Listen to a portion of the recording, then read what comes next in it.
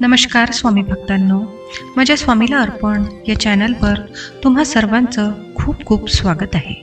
स्वामी तुमच्या सर्व चांगल्या इच्छा पूर्ण करू देत आणि नेहमी तुम्हाला आनंदात, सुखात आणि हसत खेळत ठेवू देत, हीच स्वामीचरणी प्रार्थना. श्री स्वामी समर्थ महाराजांना त्रिवार वंदन करून आजच्या व्हिडिओला सुरुवात करूया. तर मित्रांनो, आपण सगळेच श्री स्वामी समर्थ महाराजांची सेवा करत असतो आणि आपल्या सर्वांनाच माहीत आहे की स्वामी समर्थ महाराज हे देखील दत्तगुरूंचेच एक अवतार आहेत आणि म्हणूनच आपल्याला श्री स्वामी समर्थ महाराजांसोबत अजून एक प्रभावी सेवा करायची आहे. प्रत्येकाच्या घरामध्ये काही ना काही अडचणी, संकटे असतातच. मग ती गरिबी असेल, शत्रू पीडा असेल, नोकरी असेल, पैसा असेल, शिक्षण असेल, वास्तुदोष असेल किंवा इतर कोणत्याही मोठ्यात मोठ्या समस्या असतील, आणि या दूर करण्यासाठी आपण नेहमी काही ना काही उपाय, काही ना काही सेवा करत असतो. अशीच एक सेवा, असाच एक उपाय आपण हा दत्त जयंतीपर्यंत रोज करायचा आहे. आपण हा उपाय नेहमी केला तरी देखील चालू शकते. तसेच 12ही महिने आपण जर आपल्या घरामध्ये, देवघरामध्ये जर हा उपाय केला तर अतिशय उत्तम. आपल्या घरावरती कोणतेही मोठे संकट येणार नाही. दत्तगुरूंमध्ये सगळ्या देवांचा वास आहे. त्यांनी अनेक देवतांचे अवतार देखील घेतले होते आणि म्हणूनच आपल्याला या दत्त जयंतीपर्यंत हा अत्यंत प्रभावी असा उपाय करायचा आहे. आणि हा उपाय जर केला तर तुमच्या घरामध्ये कोणत्याही प्रकारची नकारात्मकता येणार नाही, कुठलेही संकट येणार नाही. त्या उलट घरामध्ये सुख समृद्धी येऊन घराची भरभराट होणार आहे. श्री दत्तात्रय भगवान ब्रह्मा, विष्णू आणि महेश या तिन्ही देवांचे अवतार मानले जातात. त्रिमुखी म्हणजेच 3 चेहरे आणि 6 भुजा म्हणजेच हात असलेल्या श्री दत्तात्रय भगवान यांच्यात तिन्ही देवतांची शक्ती समावली आहे असं म्हटलं जातं. 2023 मध्ये 26 डिसेंबर रोजी आपण ही दत्त जयंती साजरी करणार आहोत. पण दत्त जयंतीपर्यंत आपल्याला एक प्रभावी सेवा करायची आहे आणि ही सेवा आपल्याला रोज करायची आहे. आता ही कोणती सेवा करायची आहे हे आपण या व्हिडिओमध्ये जाणून घेणार आहोत. त्याचबरोबर आपल्याला एक दिवा देखील लावायचा आहे आणि हा दिवा लावत असताना त्या दिव्यामध्ये एक वस्तू टाकायची आहे. ही वस्तू टाकल्यामुळे आपल्यावरती जी संकट असतील, अडचणी असतील, तर त्या सर्व अडचणी, संकटे दूर होतील. गरिबी, शत्रुपीडा, नोकरी, पैसा, शिक्षण, वास्तुदोष या काही समस्या असतील, अडचणी असतील, त्या सर्व अडचणी, समस्या आपल्या दूर होणार आहे. व तसेच या सेवेमुळे आपल्याला आपल्या अडचणी दूर होण्यास मदत होणार आहे. यासाठी आपल्याला आजपासूनच दत्त जयंतीपर्यंत रोज एक प्रभावी सेवा करायची आहे. आणि मी जसा दिवा सांगणार आहे तसा दिवा लावून त्या दिव्यामध्ये एक वस्तू टाकायची आहे. आता ही संपूर्ण महत्त्वपूर्ण माहिती जाणून घेण्याकरिता व्हिडिओ शेवटपर्यंत बघा. त्याचबरोबर चॅनलवर जे नवीन आहे त्यांनी चॅनलला सबस्क्राईब करा, जेणेकरून येणाऱ्या वेळेत नवनवीन माहिती तुमच्यापर्यंत पोहोचत राहतील. तसेच व्हिडिओ पाहत असताना व्हिडिओला लाईक करा आणि कमेंटमध्ये श्री स्वामी समर्थ लिहायला विसरू नका. आता ही सेवा म्हणजे काय करायची आहे, तर आपण ज्या दिवशी या सेवेला, या उपायाला सुरुवात करणार आहोत, तर त्या दिवशी सकाळी लवकर उठून स्नान करायचं आहे. स्नान केल्यानंतर आपल्या देवघरासमोर आपल्याला बसायचं आहे. देवघरातील देवांची विधिवत आपल्याला पूजा करायची आहे आणि त्यानंतर जी दत्तगुरूची सेवा आपण करणार आहोत, ही सेवा करण्यासाठी जरी आपल्या देवघरामध्ये दत्तगुरूंचा फोटो किंवा मूर्ती नसेल तरी देखील चालू शकते. फक्त मनापासून जर सेवा केली, उपाय केला, तर ही सेवा दत्तगुरूपर्यंत पोहोचणार आहे. आणि त्यासाठीच आपल्याला देवघरासमोर बसायचं आहे. आणि देवघरासमोर बसताना आपल्या हातामध्ये आपल्याला एक नारळ घ्यायचा आहे.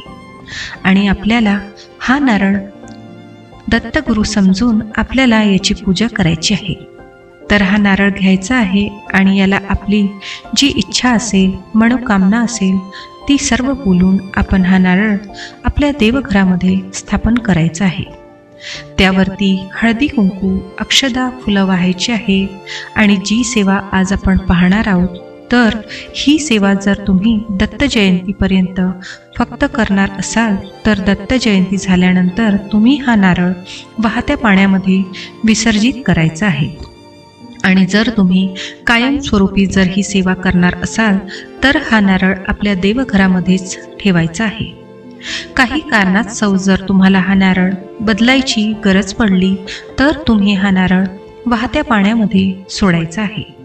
आणि पुन्हा एकदा दुसरा नारळ तुमच्या देवघरामध्ये तुम्हाला स्थापन करायचा आहे. त्याचबरोबर आपल्याला आपल्या देवघरात एक दिवा देखील लावायचा आहे. आता हा दिवा आपण लावत असताना आपल्याला देशी गाईच्या तुपाचा दिवा लावायचा आहे. त्याचबरोबर जर तुम्हाला देशी गाईच्या तुपाचा दिवा लावणे जर शक्य नसेल, तर तुम्ही मोहरीच्या तेलाचा देखील लावू शकता. पण शक्यतो देशी गाईच्या तुपाचा दिवा लावायचा प्रयत्न करा. कारण की याचा दिवा जर लावला तर तुम्हाला याचा परिणाम लवकरात लवकर दिसून येणार. त्यानंतर आपल्याला दिव्यामध्ये एक वस्तू टाकायची आहे. तर आता ही वस्तू म्हणजेच आपल्याला 2 लवंगा घ्यायच्या आहेत आणि 2 कापूर घ्यायचे आहेत. आणि हे लवंग आणि कापूर आपल्याला आपल्या हातामध्ये धरायचे आहे. हात जोडायचे आहे आणि आपल्याला देवघरासमोर बसायचं आहे. लवंग आणि कापूर हातात घेऊन आपल्या मनामध्ये कोणतीही कितीही मोठी अडचण असेल, समस्या असेल, कोणतेही संकट असेल किंवा कोणतीही आपली इच्छा असेल, तर ती सर्व आपल्याला या ठिकाणी बोलायची आहे. या 2 लवंगा आणि हा कापूर हातात घेऊन आपली कोणतीही समस्या, अडचण जे काही आहे ते आपल्याला सर्व बोलायचं आहे. आपलं बोलून झाल्यानंतर मनापासून देवाला प्रार्थना करायची आहे. या सर्व इच्छा, मनोकामना पूर्ण होण्यासाठी, सर्व संकट, सर्व अडचणी दूर होण्यासाठी दत्तगुरूंना, श्री स्वामी महाराजांना, आपल्या देवघरातील सर्व देवांना आपल्या सर्व इच्छा, मनोकामना बोलून दाखवायच्या आहेत. आणि त्यानंतर आपण ह्या ज्या लवंगा आहेत आणि हा जो कापूर आहे, तर या 2 लवंगा आणि हे कापूर आपल्याला आपल्या या दिव्यामध्ये टाकायचे आहे. आणि दिव्यामध्ये टाकून हा दिवा आपल्याला प्रज्वलित करायचा आहे. आणि हा दिवा प्रज्वलित केल्यानंतर आपल्याला गुरुचरित्रातील 53वा अध्याय वाचायचा आहे. 53वा अध्याय हा आपल्या सर्व इच्छा पूर्ती करणारा अध्याय आहे. आणि त्यामुळे आपल्याला हा 53वा अध्याय, आपली देवपूजा झाल्यानंतर आपण जी सेवा केलेली आहे, जो नारळ ठेवलेला आहे, दिव्यामध्ये ज्या वस्तू टाकलेल्या आहेत, त्यानंतर दिवा प्रज्वलित केल्यानंतर आपल्याला हा 53वा अध्याय वाचायचा आहे.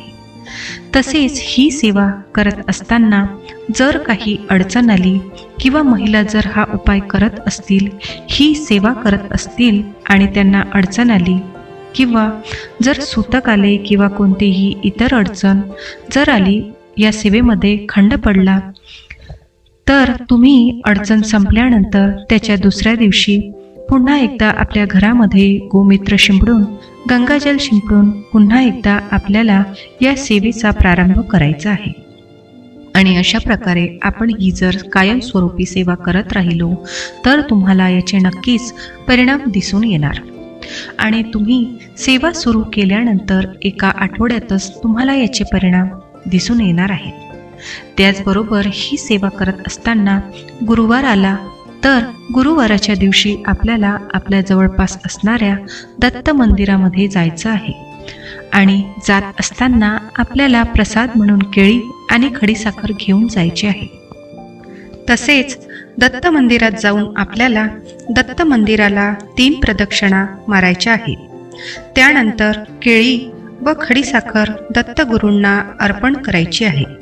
अर्पण केलेली जी केळी आहे त्यातील अर्धी केळी काढून ती केळी प्रसाद म्हणून वाटायची आहे. तसेच दत्त मंदिरात किंवा मंदिराच्या आजूबाजूला गायी असेल तर गायीला हिरवा चारा अवश्य खायला घालायचा आहे. त्यासोबतच गायीला चणे आणि गूळ देखील आपल्याला गायीला खायला घालायचा आहे व गोमातेला आपली मनोकामना इच्छा असेल ती पूर्ण करण्यासाठी प्रार्थना करायची आहे. अशी ही अगदी सोपी आणि साधी सेवा आहे. अशा प्रकारे जर तुम्ही दत्त जयंतीपर्यंत ही सेवा केली तर तुमच्या घरावरती कोणतेही संकट व अडचणी येणार नाही. जय जय गुरुदेव दत्त. श्री स्वामी समर्थ. जय जय स्वामी समर्थ.